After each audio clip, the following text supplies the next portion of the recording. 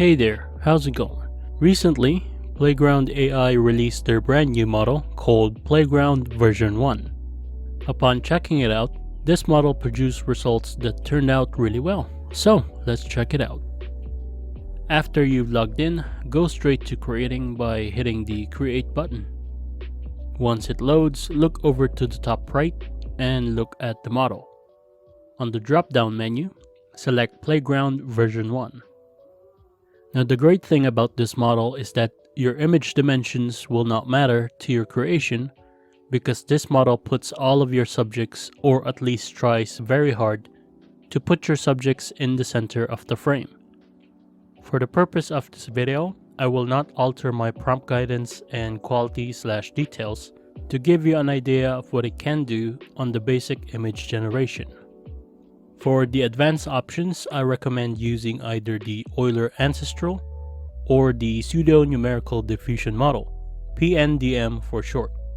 Oh, and don't forget to put your session in private. Now over to the left side of the screen, I have already copied and pasted a bunch of negative prompts.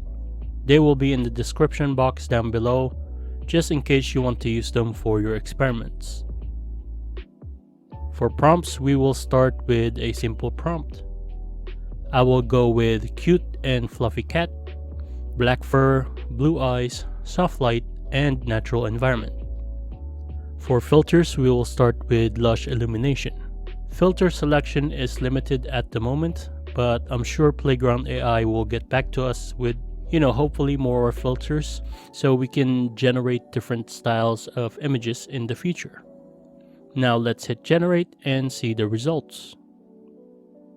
As you can see, the generated images are mostly on the center of the frame, and this model really tries to follow your prompts and negative prompts. Now let's move on to a more detailed prompt. Let's try, a cyborg man, black and gold, destruction in the background, gold light strips, and glowing eyes. Excellent. As you can see, with a little bit of creativity in the prompts, you can actually create decent looking characters for whatever you need them for.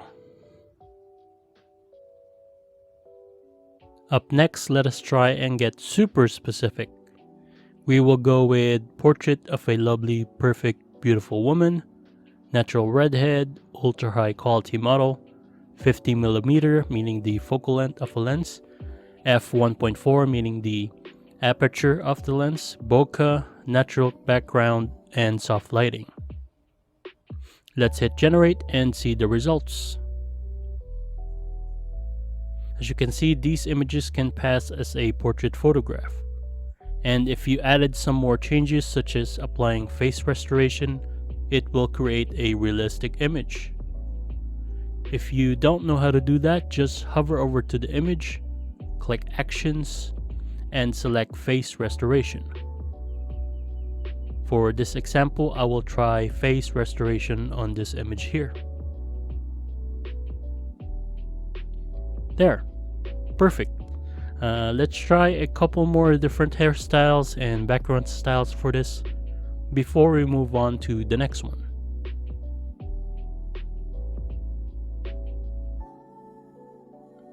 Of course, it's not only about portraits. As I mentioned earlier, the image dimensions won't matter. Let us try and create an old looking cottage in the middle of the woods. I will change the image dimension to 768 by 512. So the prompt will be old rundown cottage in the middle of the woods, abandoned, lush, surrounded by foliage, and cottagecore. Now for filter, we will go with ominous escape to get us that eerie looking images. Hit generate and see the results.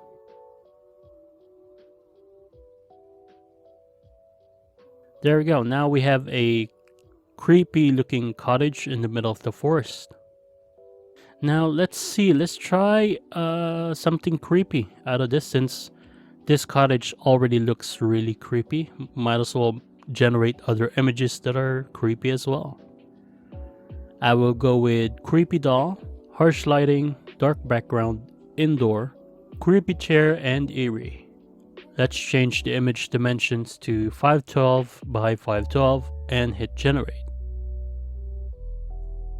Oh boy, this is great. This is such a great image. Actually, so great that I will move on to the next set of prompts because I don't want to be cursed for the next 30 years. Now, sticking to ominous escape filter, I will go with a character from a video game called The Last of Us. His name is Joe Miller, and we will see if we can get some eerie images of him.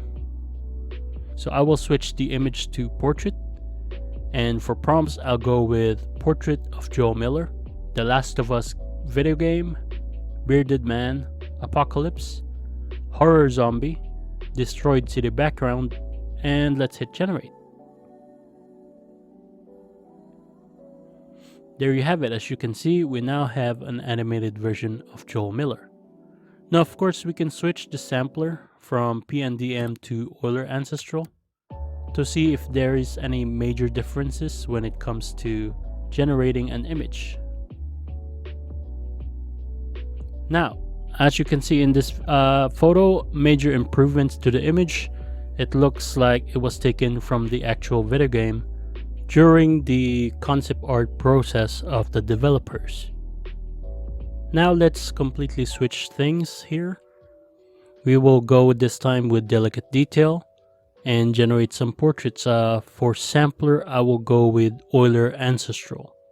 Our prompts will be portrait of a border collie dog, studio portraits, painted background, soft lighting, and studio lighting. Now, as you can see, this is a beautiful portrait of a border collie. Let me download them and then we can move on to the next one.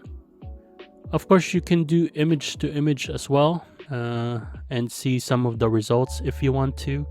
For example, I will upload an image of myself, keep the image strength to 30, and for prompts, I will go with photographer taking a photograph, painted background, outdoor, and natural light. Now let's hit generate. As you can see, the AI, with the help of the new model, is able to generate a great set of photos. Now let's do another example of image to image. This time I will go with an image from an old photo shoot and keep the image strength to 30. Because I want portraits, I will then change the image dimensions to 512 and 768. Because the previous example, we based the photo on what image I uploaded.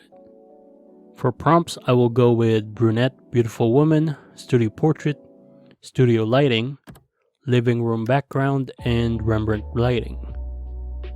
I will then switch the filter to Lush Illumination and hit generate. As you can see, with only 30 as image strength, the AI is able to add its own flair into the image. Increase the image strength to 50 and see the results. There you go, more closer to our original image. Now this time I will add some more things into the picture and replace the filter to ominous escape. For example, I will add Scarlet Witch, eerie background, fire, and red crown. Hit generate and see the results. As you can see, the results are really good, and it shows that you can make your own characters using your own images. Now let's turn our image into Spider-Woman. So Spider-Woman, eerie background, fire, black and gold. Now that I've pretty much covered most of the things Model Playground version 1 can do, you can go ahead and try them for yourselves and get creating with this brand new and powerful model.